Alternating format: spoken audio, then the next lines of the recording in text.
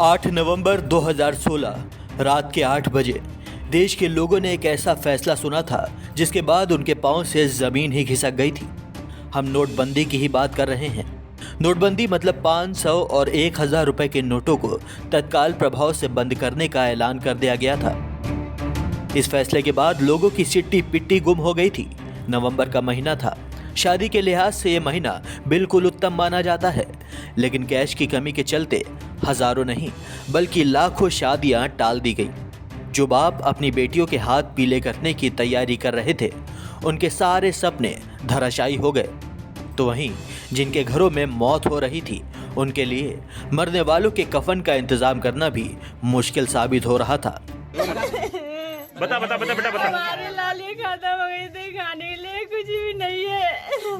भैया खत्म हो हमारे भाई और बहन खत्म हो गई है। पापा ने सांस की बीमारी, मम्मी 6 महीना में एकदम बेलदारी पे जाती है। हमारे घर में कुछ भी नहीं है खाने के लिए। राशन कार्ड भी नहीं है, कुछ भी नहीं है हमारे घर पर। से लेके खाते मांग के खा लेते हैं, कभी कभी नहीं भूखे सो जाते हैं। लाली कैसे मरी आपकी बहन? ऐसे भूखी प्यासी मर गई, पैसे भी नहीं है, कुछ भी नहीं है। भैया तुम्हारा कब खत्म हुआ था? लॉकडाउन में खत्म हो गया था। नोटबंदी में खत्म हो गया था हमारा भाई।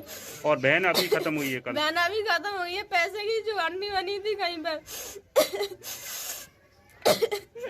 मम्मी क्या करती हैं आपकी? मम्मी 6 महीना में दफा बेलदारी करने जाते हैं, चाहे जाए नहीं जाए, आ जाती है, चली जाती नहीं जाती है।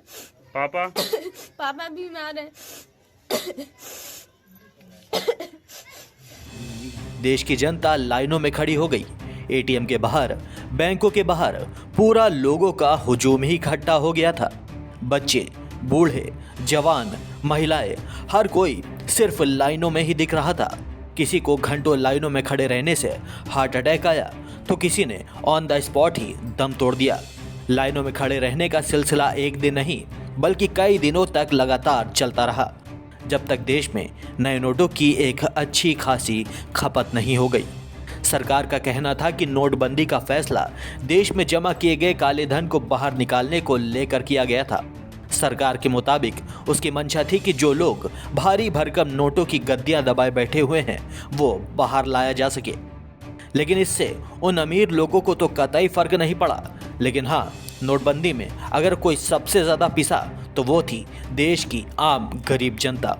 कुल मिलाकर कहें तो देश को नोटबंदी से कोई फायदा तो नहीं हुआ, लेकिन हाँ, नुकसान जरूर हुआ और बहुत हुआ। लेकिन आज 5 सालों बाद जब सुप्रीम कोर्ट में नोटबंदी को लेकर फैसला आने वाला था, तो लोगों को उम्मीद जगी कि हाँ, फैसला उनके हक में आएगा। लेकिन जब फैसला आया तो सुप्रीम कोर्ट ने सरकार का ही पक्ष लिया।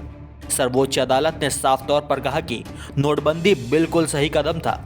मोदी सरकार ने नोटबंदी का फैसला लाकर देश को एक बड़ा फायदा पहुंचाया है, लिहाजा ये फैसला बिल्कुल हक फैसला था। सुप्रीम कोर्ट ने न सिर्फ नोटबंदी को सही फैसला बताया, बल्कि नोटबंदी के खिलाफ दी गई सभी याचिकाओं को खारिज भी कर दिया।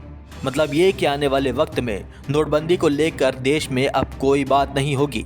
खैर, जब हाई कोर्ट फैसला सुनाता है और अगर उसमें लोगों को इत्तेफाक नहीं होता है, तो एक ऑप्शन होता है कि वो सुप्रीम कोर्ट जा सकता है। लेकिन जब सुप्रीम कोई ऐसा फैसला सुनाता है जिससे ना इत्तेफाकी पैदा हो, तो चुपचाप सुनना पड़ता है। कोई दूसरा ऑप्शन नहीं बचता। और एक भारतीय होने के नाते हमारा कर्तव्य है कि हम देश की सर्वोच्च अदालत के फैसले का पूरी तरह से सम्मान करें। लिहाजा सम्मान हम भी कर रहे हैं और हम अपने दर्शकों से भी यही उम्मीद करते हैं कि वो भी सुप्रीम कोर्ट के इस फैसले का सम्मान करें। डेस्क रिपोर्ट, दी भारत टीवी।